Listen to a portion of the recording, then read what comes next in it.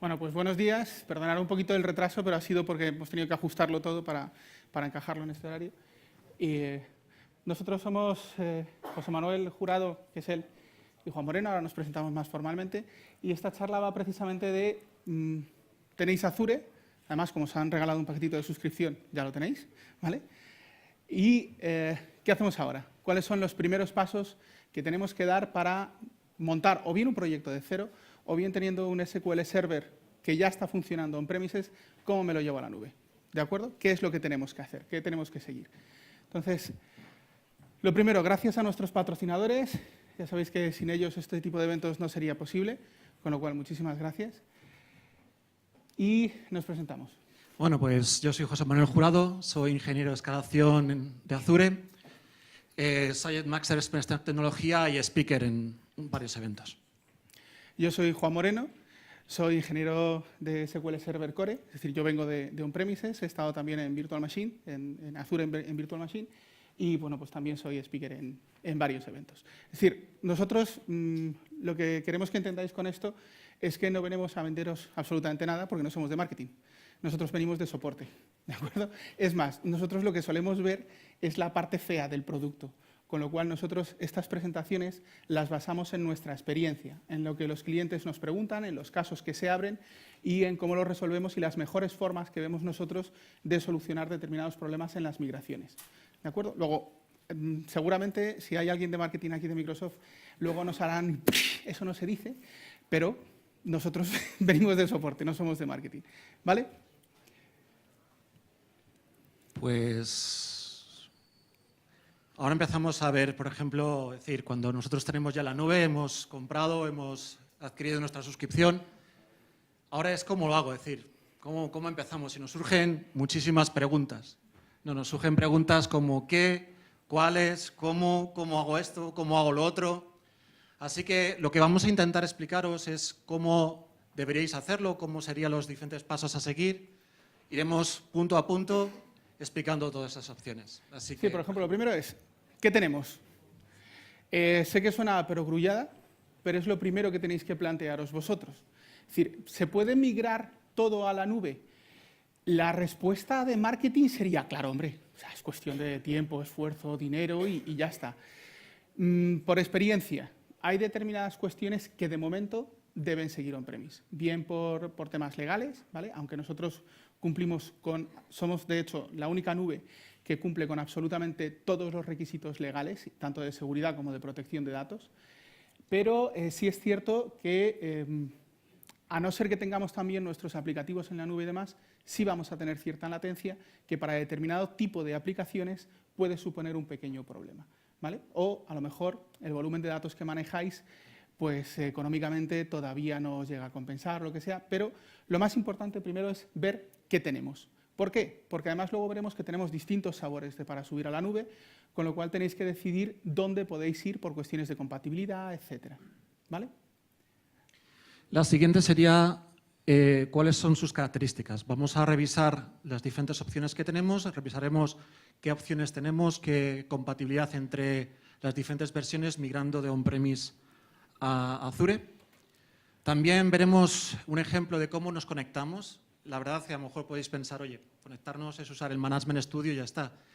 Bueno, tiene sus ciertas cosas. Vamos a explicaros un poco porque sí que es verdad que en casos de soporte estamos viendo pues, preguntas sobre cómo realmente funciona la conectividad.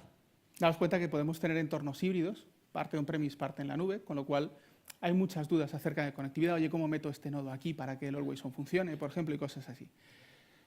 Lo siguiente, ¿cómo realizo el proceso de migración? Pues veremos que tenemos dos modelos, offline y online. Offline, evidentemente, si no podemos mantener una ventana de mantenimiento, si podemos tener una ventana de mantenimiento, pues lo hacemos offline y veremos que es muy, muy sencillo. Y si no podemos tener esa ventana de mantenimiento, podemos hacerlo online. Es decir, nosotros podemos seguir trabajando y con la base de datos disponible, con todo trabajando, podemos hacer esa migración y simplemente pasar de golpe de un sitio a otro, ¿vale? Sobre todo es incluido porque sí es verdad que el periodo de mantenimiento de migrar una base de datos a un entorno Azure también depende del SLA que tengamos con los clientes, por eso abriremos y compartiremos con vosotros algunas de las herramientas para hacer este proceso online.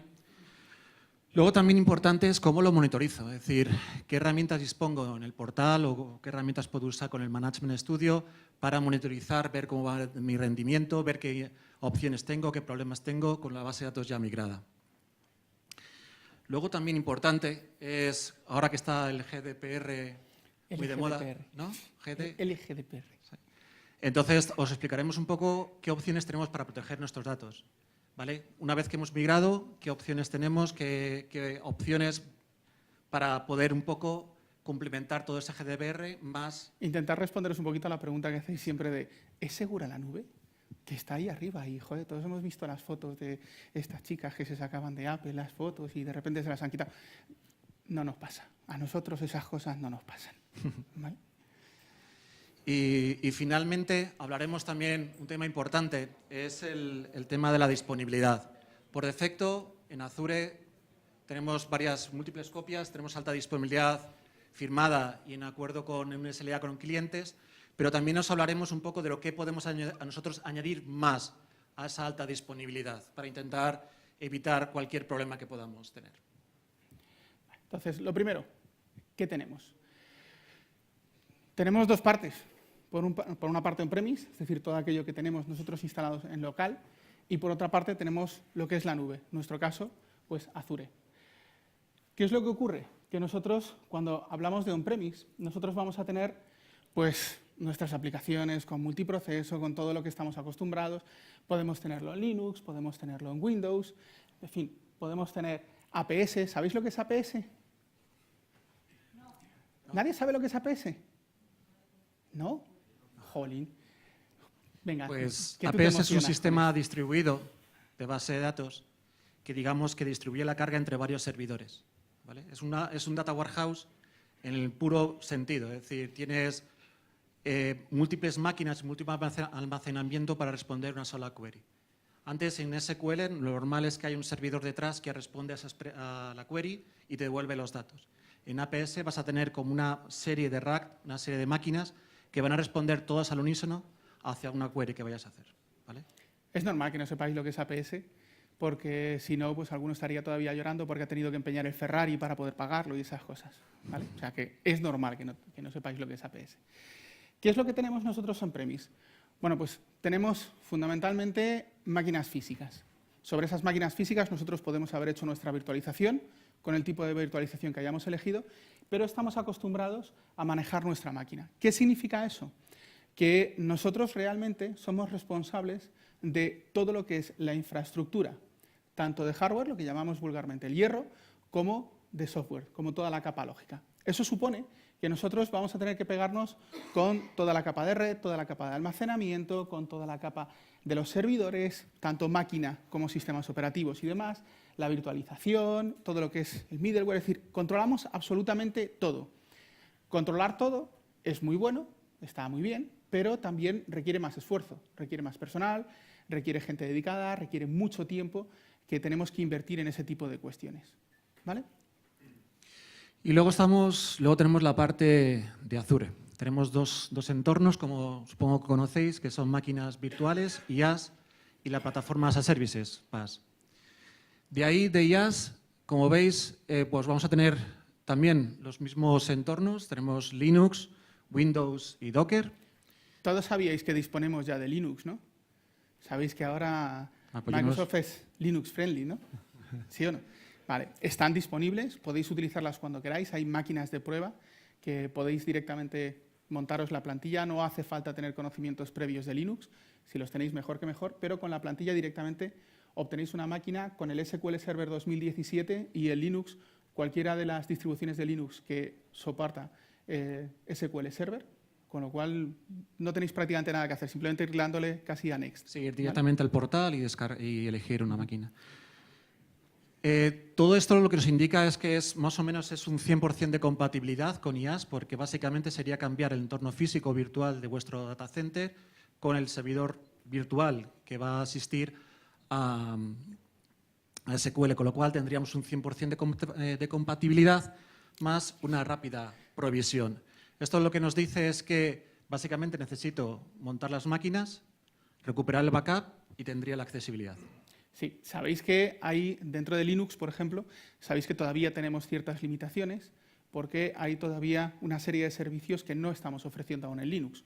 Lo que son los servicios básicos, elementales de base de datos, incluso algunos avanzados como Always On, alta disponibilidad y demás, sí se ofrecen, pero hay algunos otros servicios que todavía no están disponibles para Linux. No es que no sean compatibles, es que simplemente todavía no están disponibles. Y fijaros que digo todavía, eso significa que en breve irán saliendo actualizaciones donde esos servicios sí están disponibles, ¿de acuerdo? Y el resto del 100% de compatibilidad en realidad es un 99,999%, porque sí es verdad que hay algunos tipos de datos y demás que en Azure no se llevan excesivamente bien, no está excesivamente recomendado que se utilice ese tipo de dato, ¿vale? Pero bueno, eso queda al margen de lo que sería esta presentación. Además, una de las ventajas que tenemos es también que vamos quitándonos cosas que tenemos que tener en cuenta, ¿no?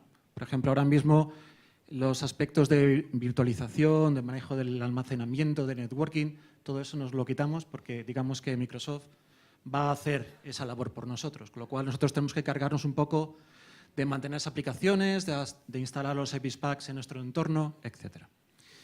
Y por otro lado tenemos el entorno PaaS, donde ahí tendremos nuevos servicios, que es SQL Database. Tenemos un nuevo entorno que no sé si conocéis, se llama Managed Instance, que es una especie de agrupación que luego os contaré un poquito más en detalle. Y luego también tenemos el sabor de APS, el apartado de entorno PaaS, que sería SQL Data Warehouse. En todo esto, tenemos unos nuevos conceptos que ya hablaremos, además que Juan dirá ¿por qué? Ahora te explico por qué. Pero vamos, básicamente lo que nos va a hacer es que nosotros no nos dediquemos a nuestros datos y a nuestras aplicaciones. El resto del apartado, tanto almacenamiento como instalación de Service Packs, etcétera, lo va a manejar Microsoft, ¿vale? Con lo cual nosotros tenemos que dedicarnos a nuestro entorno, a nuestro rendimiento, etcétera. Perdona un segundito. ¿Qué significa esto? Fijaros bien de lo que nos encargamos nosotros aquí, de lo que nos encargamos y de lo que se encarga Microsoft, sería la parte verde, y aquí de lo que nos encargamos nosotros y de lo que se encarga Microsoft. ¿De acuerdo? Eso supone que, así, a bote pronto, a simple vista, si yo necesito tener control de la versión del sistema operativo que tengo, porque mi aplicación no es compatible con determinados SQL Server de las últimas versiones, ¿dónde me voy a tener que ir sí o sí? A IaaS, porque es donde yo puedo elegir el sistema operativo que monto. Si yo necesito instalar componentes de tercero, porque mi aplicación utiliza esos componentes de tercero, o porque mi SQL Server se nutre de DLLs externas para lanzar procedimientos almacenados externos y demás, ¿dónde me voy a tener que ir? A IaaS, porque es donde tengo el control de eso. Si os fijáis bien, en la parte de PaaS, yo no tengo el control absolutamente de nada de eso. Todo eso me lo proporciona Microsoft, es decir, me olvido de tener que hacer actualizaciones de seguridad del sistema operativo, me olvido de la protección del sistema operativo, me olvido de todo eso, porque lo gestionan por mí. Solo me ocupo de mi base de datos, es decir, de mi capa de datos, única y exclusivamente. El resto está gestionado. ¿De acuerdo o no? Y también dentro de la política que tenemos, es también que damos soporte, como ingenieros de SQL, damos soporte a la parte de MySQL y Postgres.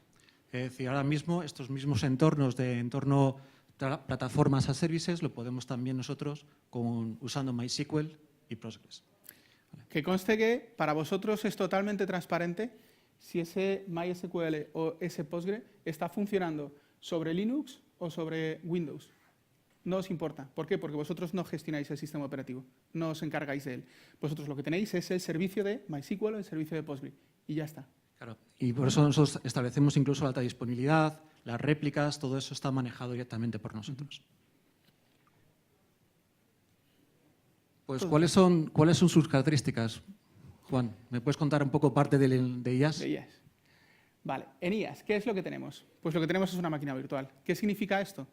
Que es algo con lo que ya estáis acostumbrados a trabajar. Es decir, cuando hablamos de IaaS, vamos a hablar de memoria, vamos a hablar de CPU, vamos a hablar de almacenamiento. Vosotros vais a elegir la máquina virtual de la misma manera que la elegís cuando estáis en vuestro entorno on-premise, pero la vais a elegir en la nube. ¿Qué más ventajas tenemos? Que tenemos una altísima compatibilidad con todos aquellos productos que estén soportados actualmente por Microsoft. Vosotros vais a poder trabajar, vais a poder instalarlos. Eso significa, por ejemplo, que, vuelvo a lo de antes, ya no solo el sistema operativo. Si vosotros necesitáis un SQL Server 2012, ¿dónde vais a tener que ir? A IaaS, porque vais a poder montaros un SQL Server 2012. Desde la edición Express hasta la versión Data Center, la que queráis, como si queréis montar la Developer, ¿vale? Depende de aquello que queráis hacer. Podéis hacerlo sin ningún problema. ¿Que queréis la última versión, la 2017? Podéis hacerlo. ¿Que queréis montarlo sobre Linux? Podéis hacerlo.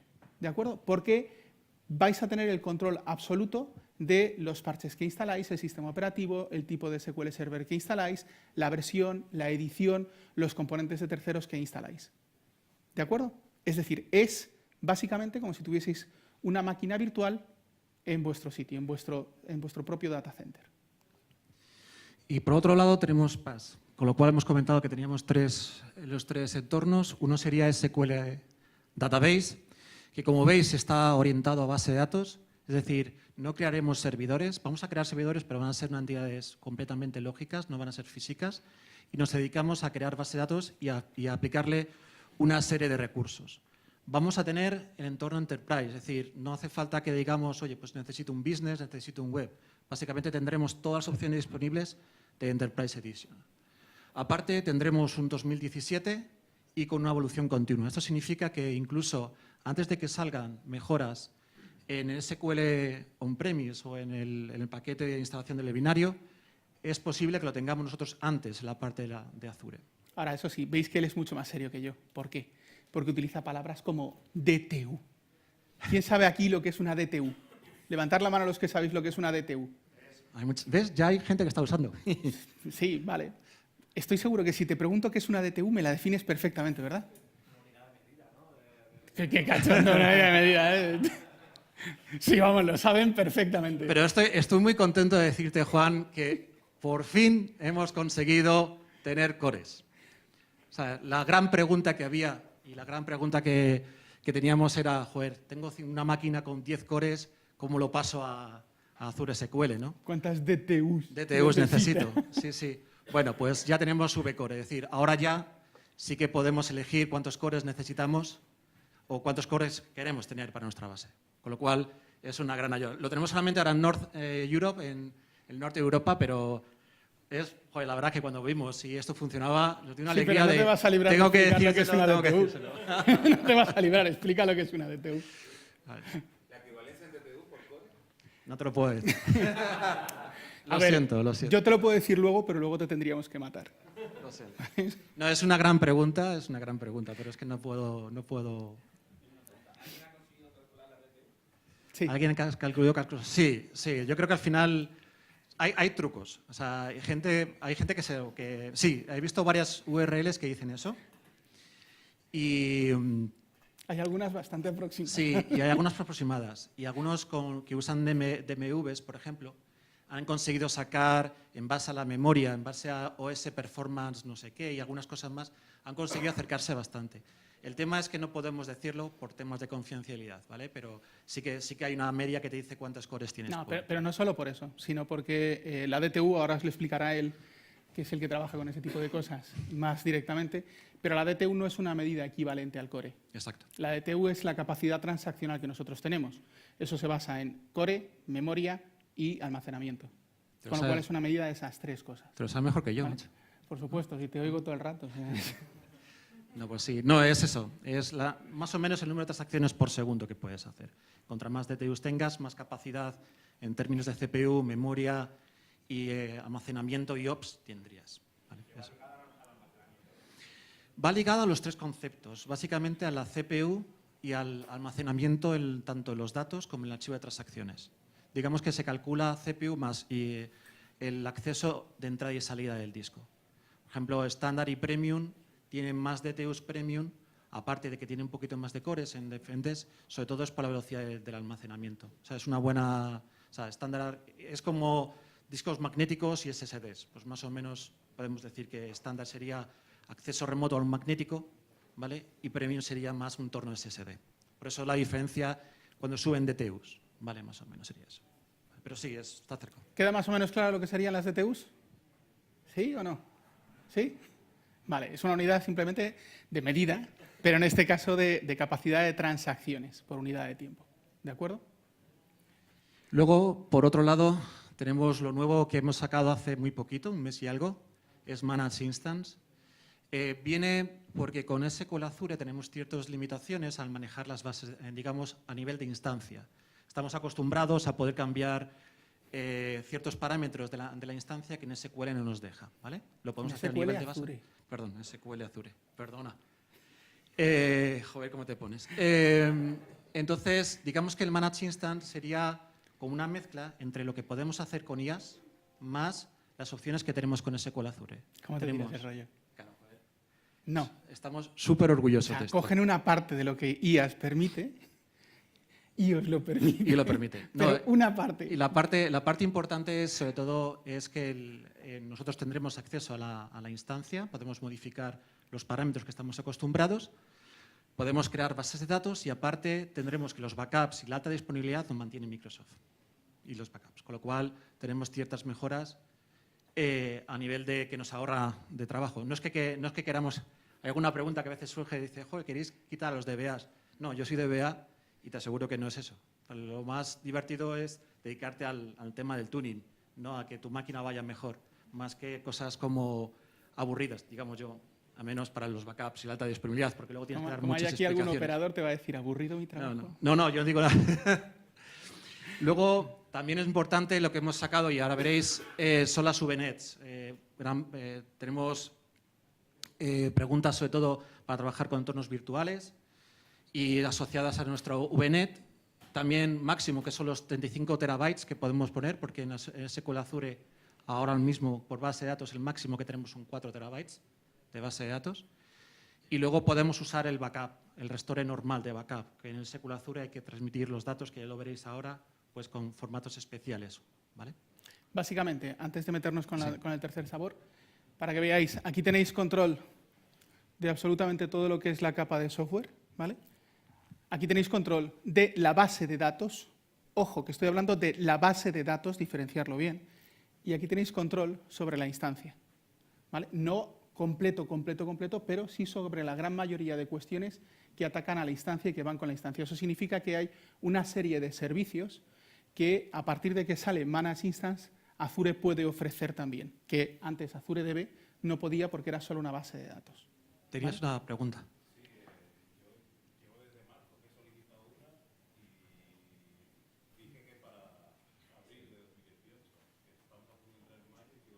Llevas toda la razón del mundo. Como soporte, como ingeniero de soporte, recibo muchos casos con peticiones. Si me creas un caso de soporte, intento adelantarte lo máximo posible. Es el único que puedo... ¿Sabes lo que pasa? Que lo que estamos intentando, bueno, la explicación lógica es porque hay muchas peticiones. Había mucho interés en esto. Se han recibido, te puedo asegurar, muchísimas, ¿vale? Entonces, lo que no se quiere llegar es que el data center se colapse, ¿vale? Porque todos estos procesos, lo que hay detrás de un Managed Instance son 3 máquinas como tal, en un virtual cluster, ¿vale? Entonces, crear 3 máquinas en este proceso puede superar que podamos colapsar un data center si recibimos, yo qué sé, millones de peticiones, ¿vale? Entonces, si nos creas un caso de soporte, yo intento negociar con los program manager, ¿vale? Que son 2-3, realmente para la public preview son 2-3 días laborables, ellos llaman business days, pero días laborables, sí. Pero es que no veas la cantidad. Es decir, la petición que han llegado es algo que no se esperaba, ¿vale? Entonces, no se esperaba que tuviera tanto éxito. No se esperaba. Entonces,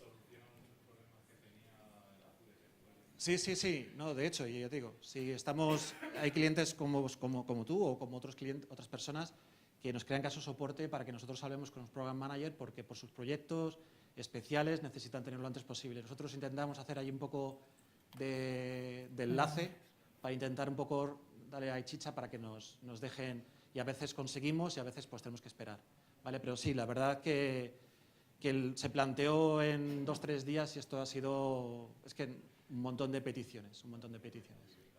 Sí, por favor, ¿vale? ¿Qué plazo piensas que estará disponible? Como saben, nosotros trabajamos en soporte y hemos encontrado problemas porque está en preview. Es decir, hemos encontrado algunas cosas que no funcionan bien, estamos mejorando, etc.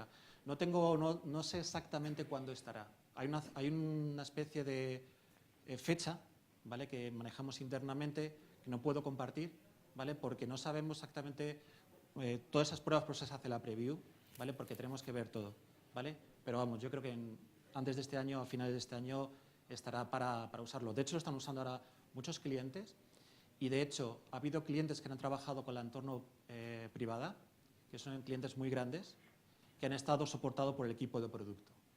Es decir, ellos digamos que el equipo de producto implementa el producto y aparte les da soporte a clientes muy grandes y pequeños, con ciertas características que ellos quieren trabajar. Igual ha pasado con Linux.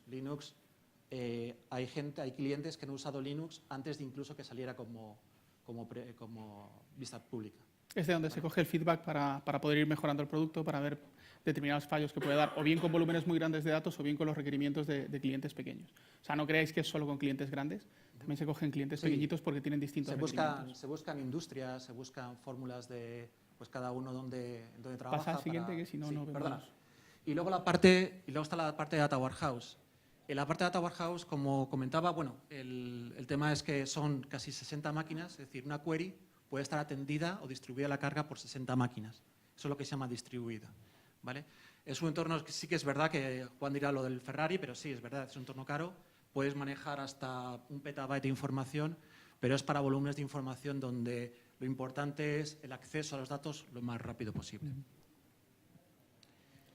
Vale, pues...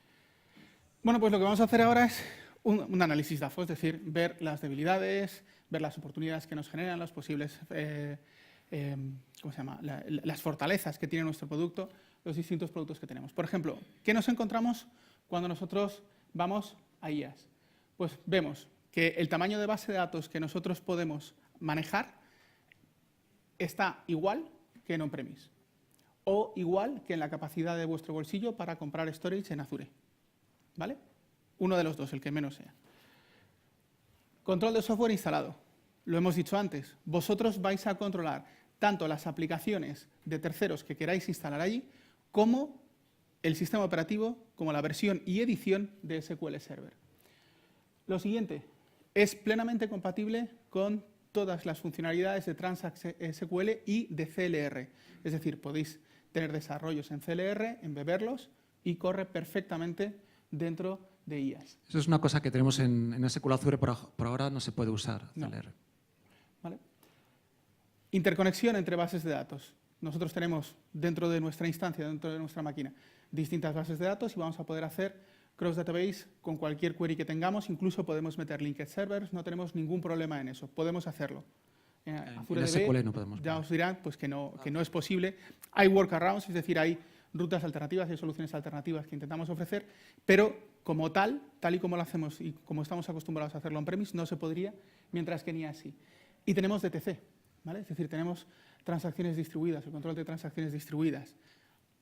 En Azure no es posible, en AzureDB no es posible. Esto sería sobre IaaS.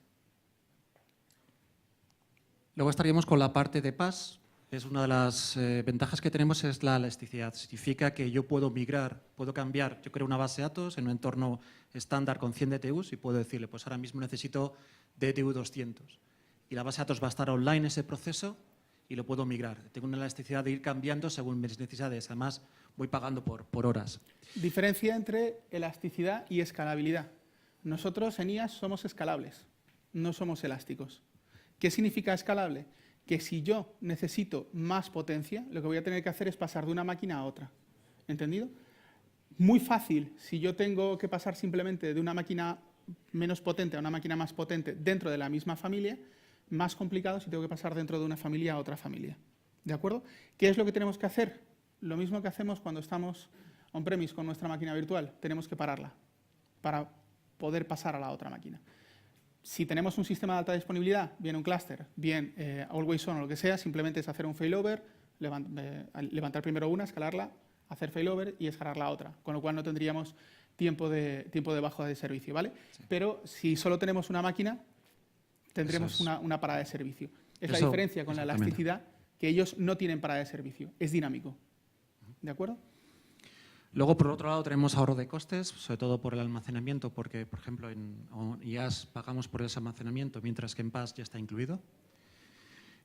También tenemos lo que llamamos la detección de amenazas, todo lo que es SQL injection, todo lo que es personas que pueden intentar acceder a la máquina de forma irregular, se detectaría con un sistema que Luego tenemos. hablaremos un poquito más de seguridad Sí. al final, ¿vale? Pero, Sí. porque nosotros también tenemos seguridad, evidentemente, en IaaS. Exacto. Pero de ¿Y manera cuáles, diferente. sobre todo para PaaS, cuáles son los workaround que tenemos? Si tenemos clientes con más de 4 terabytes de información, podemos crear múltiples bases de datos, con lo cual ampliaríamos por cada una de ellas. Con lo que bien comentaba Juan, es si quieres, necesitas SQL 2012 o 2014, puedes cambiar el modo de compatibilidad, irte a 120, 130, dependiendo de tus necesidades. Luego tenemos lo que llamamos Cross Database Querying, que es la parte de, hablaba antes de interconexión entre bases de datos.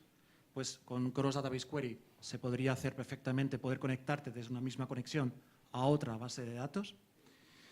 Y el tema del DTC. Tenemos una opción que se llama, poder hacer una inyección distribuida entre dos bases de datos, pero hay que programarlo a través de .NET. No se puede hacer a través de como normalmente... No es tan fácil como coger, llevárselo y decir, monto aquí el DTC y ya está. No, te lo tienes que trabajar tú. Exacto. ¿Vale? Vale. Quería comentaros cómo nos conectamos. ¿Vale?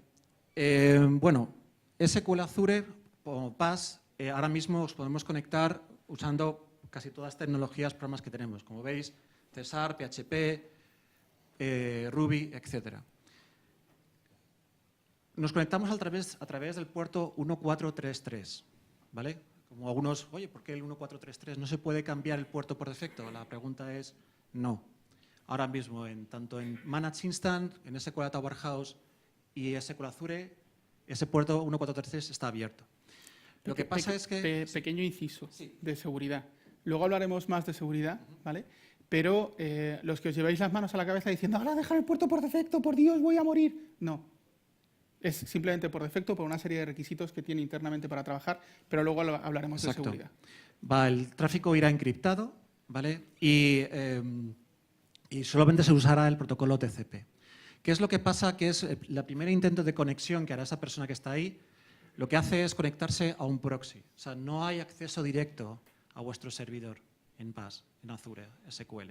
¿Vale? Nadie puede acceder a ese servidor. Todo se pasa a través de ese proxy. Ese proxy es un software y un hardware que valida la conexión y que hace, si alguien intenta entrar, por ejemplo, 10 o 20 veces con un usuario y password incorrecto, a esa IP que recibimos se la va a banear, es decir, se la va a no permitir durante 10 minutos el acceso. ¿Vale? Con lo cual, cuando hagáis un ping a vuestra máquina, realmente no responderá a vuestra máquina, o responderá, o vuestro servidor, o responderá el proxy existente. ¿Vale? Es importante porque, sobre todo, clientes que hacen el escaneo de puertos, oye, tengo el puerto abierto, pero no es así. ¿Vale? Los métodos de autentificación que tenemos son dos. Uno es SQL Login y el otro es Azure Active Directory. No se puede usar Windows Authentication. ¿Vale? Por ese motivo, cuando migremos y iremos viendo, los usuarios con tipo Windows Authentication no existen, no se pueden usar. ¿Vale? Es importante conocerlos porque en el proceso de migración es importante conocer este tipo. ¿Vale? ¿Tenéis alguna pregunta en relación a cómo nos conectamos? Sí. Hablas que puedes hacer un ping directamente al servidor. Sí. Correcto. O sea, lo que haces es conectarte a través de ese proxy. O sea, quien te responde realmente haces un ping a tu servidor, es un proxy. Verás que todos los servidores que están, servidores de SQL que están en North Europe, responden al mismo IP. ¿Cómo conectarías el resto de infraestructura de suscripción en torno a contra ese servidor? Es muy buena pregunta, muy buena pregunta. Pues realmente, ahora nos damos realmente lo que hace internamente tu infraestructura es conectarse al servidor y el propio Azure tiene un DNS que dice que se va a conectar al proxy. No te puedes conectar de forma interna, ¿vale? Es una muy buena pregunta, por ejemplo, con las Virtual Network. Cuando tú creas una Virtual Network, dices, voy a añadir mi servidor de SQL y parece que va a estar dentro de una máquina como si fuese una máquina propia de mi entorno. No, no es así. Como es un entorno separado, el servicio va a seguir usando la tecnología de conectarse a través del proxy. ¿vale? Con lo cual, todo va a ser a través, digamos que va a ser a través de Internet, ¿vale? Sí, sí, por ahora sí. Ahora te contaré un poco cómo funciona, porque realmente cuando creas una VNet, quien va a validar que te puedas acceder son las IPs internas de tu VNet. En la pantalla de configuración del firewall tienes tres opciones. Una es las IPs del firewall, otro es Windows, acceder a todos los servicios de Windows, Azure, y otro te dice que añadas la VNet que necesitas. Las máquinas que están asociadas a ese VNet podrán conectarse a ese servidor, ¿vale? Pero sí saldrás a Internet. Sí saldrás a Internet. No, lo hace por el... Pues sales a Internet, al fin y al cabo, porque realmente tiene que validar ese proxy. Tiene que validar la entrada para evitar ataques internos. Pero es muy buena pregunta porque tenemos muchos casos de soporte así, ¿eh? Tenemos muchos casos. Pero eso es distinto. Sí, no, pero es lo mismo. Sí, es lo mismo. Es lo mismo, sí, es lo mismo. Sí, pero es una muy buena pregunta, ¿eh? Hemos tenido muchas preguntas incluso de clientes que querían trabajar con la VNet desde sus oficinas, por ejemplo, y no se puede usar sin tener ExpressRoot. Como ha dicho 3 veces que es una muy buena pregunta, te doy una pegatina. Luego vienes a por ella. Vale, pero ¿vale? sí, vamos, pero es la verdad. Os digo, no la doy a la primera vez que dices una muy buena pregunta, porque cada uno que levanta la mano dice muy buena pregunta. Entonces, tengo que filtrarlo un poco. Vale, segunda parte. Sí, la segunda parte es, en parte, bueno, es explicar lo de la VNet. ¿Vale? Es otra de las preguntas que vemos en soporte cuando migramos. Pero tienes que acelerar que esta gente voy a ver migración. Voy súper rápido. Tenemos dos entornos, on-premise y Azure. Sobre todo quería explicaros cómo funciona la conexión. Si os fijáis, cuando yo me conecto desde on-premise, me puedo conectar bien a través del ExpressRoot o bien a través de Internet. Eso pasa al proxy, que realmente es lo que veis allí, el proxy control ring, que tenemos muchas máquinas atendiendo las peticiones que van entrando. De ahí, lo que se va a hacer es un NAT a responder a tu máquina que está allí. Tu servidor con tu base de datos está en la máquina primaria, ¿vale? Así funciona como es la conexión desde on-premise. Cuando nos conectamos a través de Azure, tanto VPN como máquina Azure, lo primero, y como bien decías, va al proxy, le dice, oye, mi servidor ¿dónde está situado? Y él le dice, el proxy le dice, oye, pues mira, tu tenant ring está situado en tal IP y conéctate a ese puerto. Lo que hace es que tu propia aplicación que funciona en Azure se va a conectar a una máquina que es realmente donde está tu máquina.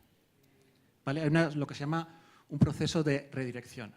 Lo aclaramos porque hemos tenido casos de soporte que los clientes dicen, pues solamente abro el puerto 1433 en la máquina virtual en Azure. No, tienes que abrir también otros puertos que están documentados. ¿Vale? Y ya llegamos a la parte central, ¿vale? Ya habéis entendido los distintos sabores que podemos tener dentro de Azure, diferencias con on-premise, pues ahora, ¿cómo migramos? ¿Vale? Vamos a tener 3 tipos de metodologías para poder migrar. Lo primero, es distinto migrar a IaaS que a PaaS. Ahora veremos por las limitaciones inherentes de cada uno de los tipos de tecnología. En esto tenemos control sobre todo, ahí no. Con lo cual, como eso es en gran parte manejado, pues vamos a tener ciertas limitaciones a la hora de migrar. Pero tenemos 3 formas de migrar. La primera, offline, es decir, nosotros tenemos una ventana de mantenimiento lo suficientemente grande como para que me permita realizar la migración teniendo el servicio abajo. A eso nos referimos con offline. El servicio está fuera de línea. Online, nosotros tenemos que mantener nuestra base de datos en producción porque somos 24/7, con lo cual no podemos tener esa ventana de mantenimiento.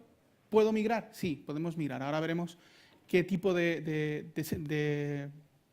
herramientas utilizamos para poder hacer esa migración online. Y por último, híbrido, es decir, partes offline, poquitas, ¿vale? Y parte online, ¿de acuerdo? Entonces, la primera, Native Backup Restoring, lo que se nos ocurre a todos lo primero, es decir, cojo, hago un backup y lo intento restaurar. ¿Dónde es válido? Por supuesto, en máquina virtual en Azure y en Managed Instance. No os voy a hablar de Data Warehouse porque es asunto totalmente aparte. En ocasiones pueden hacer determinadas soluciones con este tipo de arquitecturas, pero nosotros aquí no lo vamos a tratar. Por tanto, máquina virtual y Managed Instance. ¿Desde dónde puedo migrar hasta dónde puedo migrar? todas las migraciones que aceptéis on-premise las vamos a aceptar ahí. Todas los backups y los restores que podáis hacer on-premise lo vamos a aceptar ahí. Incluido, yo hago backup aquí en mi máquina con servidor Windows y restauro aquí en la nube, que estoy probando con Linux, a mi servidor Linux. Sin ningún problema. ¿De acuerdo? Lo único malo, ya lo sabéis, es offline. ¿Por qué? Porque si no, no tendría una coherencia de datos entre los datos que siguen funcionando en la máquina principal, en mi máquina on-premise, con los datos que tengo online, ¿vale? Que tengo ya en la nube. La siguiente, Backpack, DuckPack. Venga, te dejo hasta a ti que te gusta. No, sea porque es Azure, ¿no? Qué malo es. Bueno, pues la parte, ¿conocéis lo que es Backpack, DuckPack? Sí, ¿no? Vale, pues básicamente es Jugar para... a Comecocos, al Pac-Man. No sé. Backpack nos permite transferir datos, tanto estructura como datos, es decir, nos va a crear un archivo, al final es un archivo comprimido de datos con estructura e información, ¿vale? Y el DuckPack básicamente lo que crea es una estructura de datos, lo que es las tablas que necesito. Es también un formato offline y es el formato, digamos, primario para migrar datos de tipo offline a SQL Azure, ¿vale? A SQL Database. El siguiente, también offline, Azure Data Migration Service, relativamente nuevo. Expláyate. Sí, por no, favor. es... Sí, 5 minutos. Vale. Azure Migration Services es un sistema nuevo. Se compone de dos herramientas. Una es una tool de migración y otro es un servicio. Este servicio nos permite migrar bases de datos grandes de una forma rápida desde SQL hasta desde Server. Sí. Y bueno, en breve tendremos la opción de poder migrar desde diferentes entornos, tanto de Oracle, MySQL, Te corto que a si no, SQL. no hay. Sí. Replicación transaccional. Ojo, transaccional. ¿De acuerdo? ¿Dónde me la puedo llevar? Azure Virtual Machine, Azure SQL Database y a Managed Instance, a cualquiera de ellos. Pero si cojo otros modelos de replicación, también los puedo gestionar desde Azure Virtual Machine y desde Managed Instance se pretende también que en este momento están funcionando, que se puedan gestionar también. Otros modelos de replicación, como puedan ser por snapshot o bien un modelo merge, cualquier otro tipo de replicación, incluida bidireccional, ¿de acuerdo? Por eso son online, porque yo puedo mantener una replicación bidireccional. En el momento que termino la replicación, y vamos a hacer una demo, pero de replicación no nos va a dar tiempo, lo que hago es, cojo las cadenas de conexión y dejo de apuntarlas al entorno local y las voy apuntando a los entornos en Azure. Como está replicando, tengo los últimos datos que tengo disponibles allí. Logshipping, es decir, Database Mirroring. Database Mirroring sabéis que ya está en desuso, se dice normalmente ya no lo montéis. Always On es mucho más eficiente, nos da mucha más versatilidad, con lo cual se puede utilizar también. Y Azure Data Sync, que es una herramienta también relativamente nueva, que lo que va a hacer es sustituir lo que sería la replicación. ¿Vale? Es el equivalente a una replicación que incluso puede ser de tipo merge. Sí, de hecho tenemos un ejemplo, bueno, tenemos una demo. Lo que hacía el Data Sync lo que permite es transferir datos desde un entorno on-prem a on-prem, desde un on-prem a SQL Azure, de SQL Azure a SQL Azure, incluso compartir los datos como si fuese un merge, ¿vale? Compartir los datos. La verdad que Data Sync está siendo también un muy buen producto para la acción de migración online. Y luego, con Integration Services tenemos los entornos híbridos, ¿vale? Va a tener parte de calidad de servicio, pero la gran parte la va a poder hacer online. Una cuestión importante. Todo aquello que requiere online, ¿vale? Vais a tener los datos en los dos sitios. Eso significa, como muchos clientes que hemos tenido, que parte de las aplicaciones, por ejemplo, pueden estar ya atacando a la parte de Azure, y la otra parte de las aplicaciones que tardéis más tiempo en migrarlas por lo que sea, pueden seguir atacando a los entornos on-premise. ¿Entendido? Entonces, ahí podéis vosotros gestionar cómo vais migrando ya no solo las bases de datos, sino las aplicaciones. ¿De acuerdo? Y bueno, teníamos... sí, voy a adelantar rápidamente cómo lo protegemos. Os explicábamos todos los servicios de protección de los datos que se tienen en Azure, desde el Active Directory hasta la parte nueva de Data Discovery con el tema de GDRP. Queríamos comentaros cómo las herramientas de monitorización que se dispone para monitorizar toda tu instancia, desde el portal hasta las alertas, el Query Data Store, que a lo mejor ya conocéis, etc. Habíamos planteado unas mejoras, la verdad que una de las mejores mejoras que hemos hecho es si conocéis alguno o habéis hecho georreplicación, es el listener. Ahora mismo podemos crear un grupo. Antes en SQL, si creabas georréplica, si tenías algún problema de failover, tienes que cambiar tu cadena de conexión. Ahora ya no. Ahora con un listener apunta a la base de datos que esté como primaria. Cuando habla de SQL habla de AzureDB, ¿vale? Y bueno, habíamos de hecho las demos, lo siento, llegar tarde. Pero vamos a hacer por lo Pero menos vamos, sí, lo hacemos. Y luego las posibilidades de data sync que os había comentado aquí, y era que los datos podrían ser desde entornos on-prem a SQL Azure, Managed Instance, etcétera. Cómo se podían transmitir datos e intercalar datos entre ambos.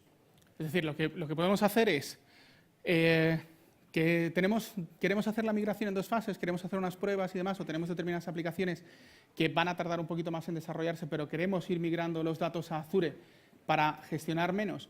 Lo que podemos hacer es una primera migración a Virtual Machine, por ejemplo, a un entorno IaaS, y desde el entorno IaaS podemos empezar a migrar directamente a PaaS también, ¿vale? Se puede hacer en 3 pasos, se puede hacer directamente desde on-premise a AzureDB, es decir, al entorno PaaS, o desde on-premise a IaaS y desde IaaS al entorno PaaS, ¿vale? Es más, de hecho, nosotros tenemos clientes que tienen entornos híbridos, y cuando decimos entornos híbridos son bien on-premise e IaaS. Tienen, por ejemplo, nodos, algunas de las réplicas de Always On metidas en IaaS, o incluso entre IaaS y AzureDB, pues con determinados tipos de datos sobre tablas que nos permite manejarlo mejor el almacenamiento en AzureDB que gestionarlas directamente desde una máquina virtual, ¿vale? Métete con alguna demo. Sí. Tiempo. Vamos, pues eso es. 5 minutos, una demo. No. Nada. Y bueno, queríamos mostraros cómo se podía hacer un backup de ir un ciclo completo, desde tener un backup en Linux, pasar por Managed Instance, volver a SQL, de SQL pasar a una máquina virtual y luego volver a on-premise. ¿Vale? Subiremos las Sí, demos, vamos a hacer ¿vale? subir los demos, sí, los tenemos Subiremos grabadas. las demos para que las podáis ver, ¿vale? Pero todo esto se puede hacer sin ningún problema, ¿de acuerdo? Tenéis muchas herramientas para hacerlo y sobre todo, si tenéis ventana de mantenimiento, o sea, lo del backup es lo más fácil. La replicación es crear una replicación transaccional que son 3 pasitos y tiene algunas pequeñas cuestiones con el tema de los usuarios, sobre todo cuando tiramos hacia Managed Instance, pero muy sencillito todo, de verdad. Por eso nos íbamos a arriesgar a hacer demos, pese al efecto demo. Pues nada, muchísimas gracias. Muchas gracias.